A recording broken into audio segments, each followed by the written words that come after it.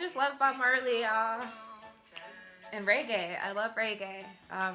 It just sets the vibe, the tone. Let me turn the volume down so I can get into this video. This video on You Are Art is going to be all about spirituality and what it really means for me and going on this journey of being a very spiritual being. I'd say for me, I've always been very deep at a young age. And I didn't always know that. I would have cousins when I grew up or people close to me saying, oh, you're different. Oh, why do you think like that? Or, wow, you're really deep.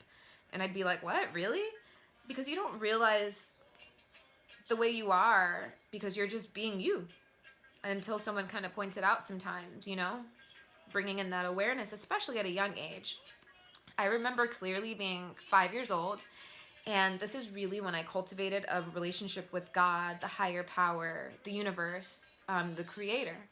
I was going to Catholic school most of my life, and I was in religion class, and that's when I saw that you're, a family. What makes up a family household? It's usually a mom, a dad, a brother, and a sister.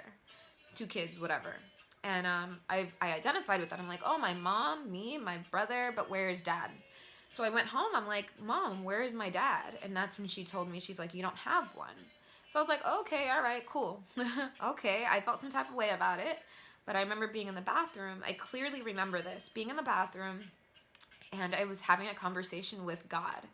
And I was telling him, you know what? Fine, God, if I don't have a dad, you're going to be my dad.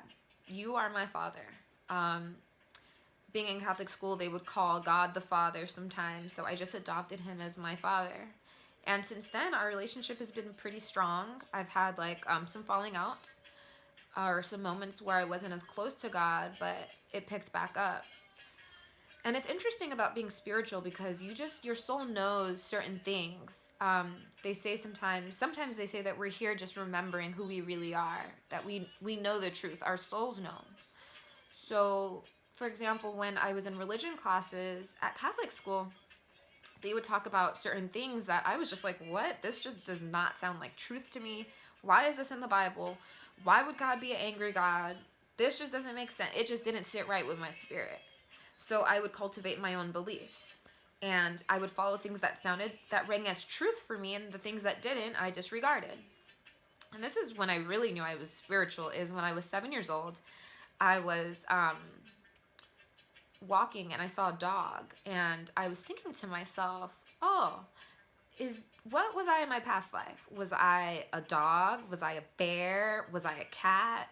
And because that thought was so genuine to me and nobody forced that thought down, into my head, I just thought of it on my own.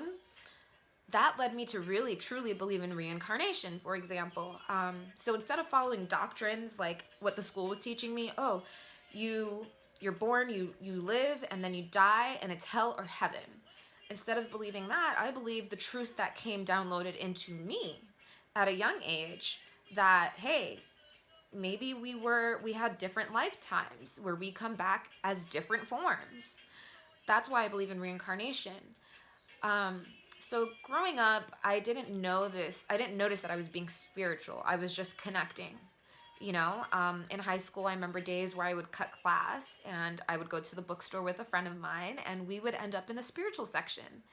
Not realizing that that's what I was doing. I was just veering towards what was pulling at my soul. And it would give me comfort, which makes sense because of all the things that I've gone through. Of course, spiritual books would bring me comfort. But again, I didn't know that that's what I was doing. And it wasn't until I was in college, I was in a pharmacy program at a historically Black university, and people who were not Black went there for the pharmacy program. I was about to get in, and I was about to start those classes, and a friend of mine sent me a book called The Celestine Prophecy by James Redfield. That book literally changed my life. I don't know what it did. It talked nothing about your career and what you should be doing, but for some reason, I woke up the next day and I changed my major. I was like, this is not what I want to do. This is not calling out my soul. I think somebody else should have this seat.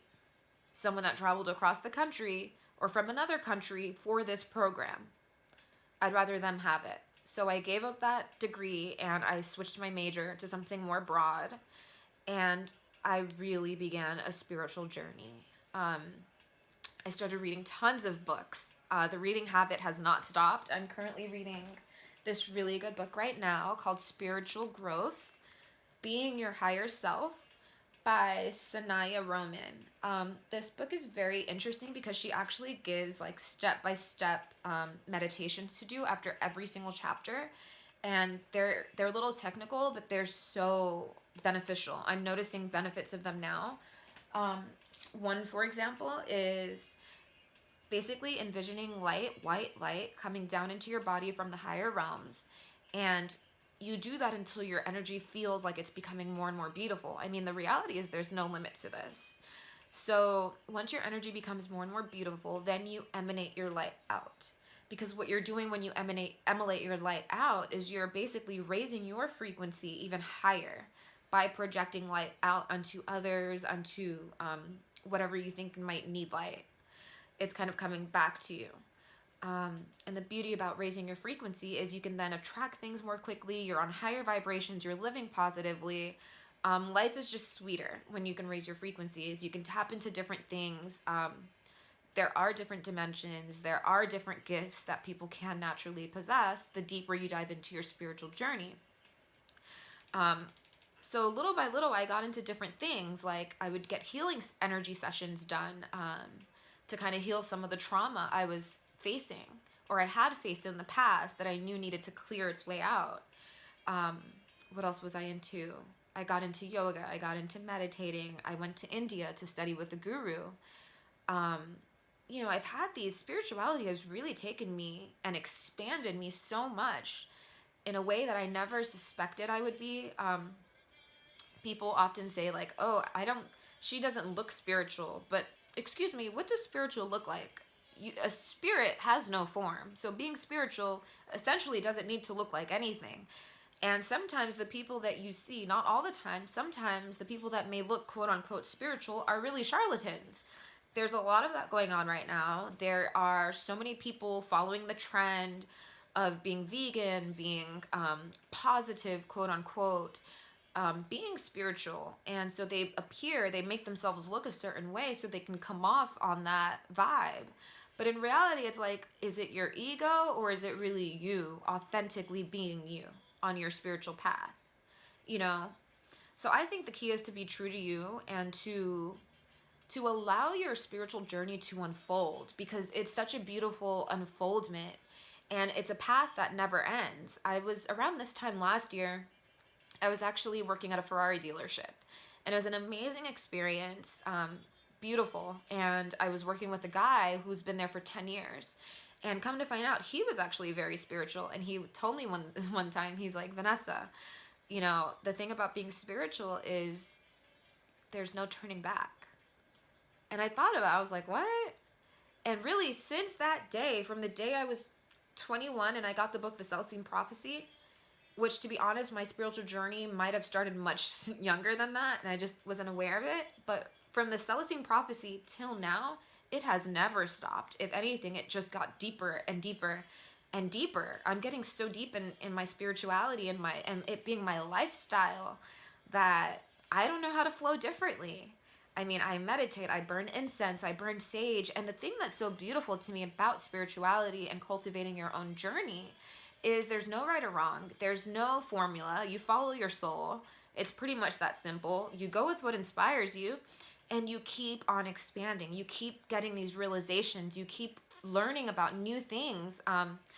This crystal, for instance, that I sleep with every night underneath my pillow is called Iceland Spar. And I mean, this is a mineral of the earth. It contains kinetic energy and it vibrates at a certain level that you can actually attain to and feel. And what this particular crystal does is it's supposed to actually clear your energy field in general, bring you higher energy, balance you out. It has a lot of psychic power, so it will enhance your psychic abilities, which we all are. But to be real, since I've been more and more spiritual in my journey, I have been becoming more and more intuitive, highly intuitive. And to me, it's a blessing. It's like, what am I going to discover next? What lesson am I going to learn? What experience am I going to have? What souls am I going to connect with on this journey? where we can really connect and let our souls emerge. That's what I think is so beautiful about spirituality is you really make it your own, and you grow. I mean, it makes me honestly look forward to aging and growing old if I'm blessed with that, because that means I have a whole lifetime of more spirituality. Now, obviously, I know that we are spiritual beings functioning in a materialistic 3D world, but we're very multidimensional. So I love the fact that we can constantly expand and take up new lessons and hear new perspectives, and really just hold our own hand in this process. Because for me, I feel like the best benefit that I've found in my personal spiritual journey is connecting with my soul, is becoming very intimate with the deepest parts of myself, and loving on her and healing her, and shedding the old. It's a constant rebirthing process. I connect so much with symbols of rebirth. For example, like goddess Isis, she was the goddess of many, many things, including magic, and rebirth. The phoenix, there's so many things that you can learn that might help you with dreams you might have at night, practices that you can cultivate and get into or create for yourself. One thing that I got really into was rituals for full moons, new moons, writing things I want to let go of during full moons, burning them. Every ceremony for me is different, but that's just one example. And I'll do videos about that eventually, to share with you guys some of my personal practices. But the beauty of it is you make it your own. And the other thing I love about cultivating your own spiritual journey and practice is you become more in tune with your higher self.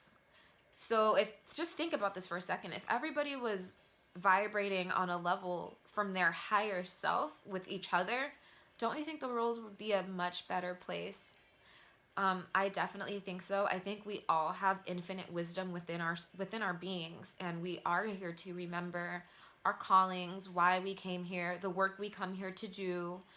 I'm happy to say that I'm about to embark on a journey, a career path that will allow me to have this as my daily service. The work I will be doing and contributing will be of spiritual essence, and it's like, why not? We are born to live a life in this world, creating whatever we want. And if that's what makes me happy, damn it, then that's what I'm gonna fucking do.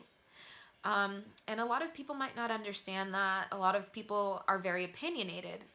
So I might hear a lot of things like, well, she doesn't even look like that, or why does she look like that? I'm actually, I don't know if I should say this yet, so maybe I'll wait to another video to mention that. But something that's going to happen in the future, I'm really, really looking forward to, which I know will bring up a lot of ruckus and opinions from people that know me or have something to say. When in reality, it's like, why do you have anything to say about me and my journey, or about anyone else's journey? I feel like when people come to me for advice, for example, a lot of times I flip it back to them. Well, what does your soul tell you? Because your soul knows why you're doing what you're doing, and the reason for it, and the benefit of it, the growth you'll gain from that actual experience. I feel like everything happens for a lesson or a blessing in your life. And I feel like the more you go onto a spiritual journey within yourself, those things become more clear to you. So that's like some of the reasons why I like having my spiritual journey and my path. It's very unique to me. I do different things. I paint. I love to explore. I love crystal shops. I journal. This is a new journal of mine that I got only like maybe 2 weeks ago, and I love it so much. It's beautiful, guys. Just look at this. It actually reminds me of a tattoo I have on my hip of like the world. Not the world. It's a tree hugging, the roots hugging the world. And this is just so beautiful because look at the heart at the center. I mean, trees are just so loving. I mean, that's another thing, is connecting to nature and letting that be your mama. You know, like my soul right now is really craving to be out in the mountains, and when my soul calls, I follow. When my spirit tells me to do something, I'm stubborn. I follow my spirit. You know, nothing is going to get in my way and stop me of doing what my spirit wants me to do. And I will say, having my spiritual journey and practice has really transformed my lifestyle. It's really brought me a sense of peace, to be honest, a way to live in love, a way to bring more light, and just so many benefits. So many. And it's an unfolding process. That's what's so exciting about it. I can look forward to my future because I know it's the unknown. I know it's unexpected. And it's all that's going to do is just unfold, and it's a blossoming. It's like the lotus flower. I will say trauma has definitely led me to a much deeper spiritual path. And for that, I'm grateful. I'm grateful for where it has taken me to. And hopefully I can do what I think is right to do and to give back, because I do feel blessed. I feel blessed with knowledge. I feel blessed with wisdom. I feel blessed to know that I don't know a lot and there's more to learn. I feel blessed for every encounter I have, every growth spurt, every prayer, every intention. It's a very beautiful and a very sacred path to choose to take with yourself.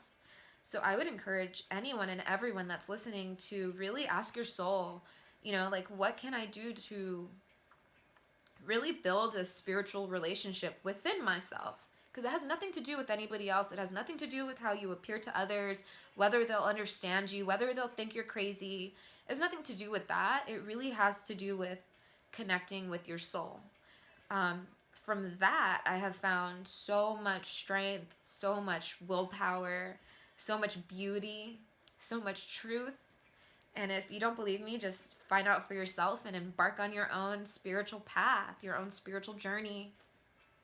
See what the universe has to tell you. And yeah, happy growing, happy journeying, happy spirituality. And I just hope you make it your own. And thank you for listening. Leave any comments. Tell me what you want to hear about. If you have any questions, I'm definitely willing and excited to be interactive with you all. Yeah, this is Vanessa, and I'm spiritual. Thank you for tuning in to You Are Art.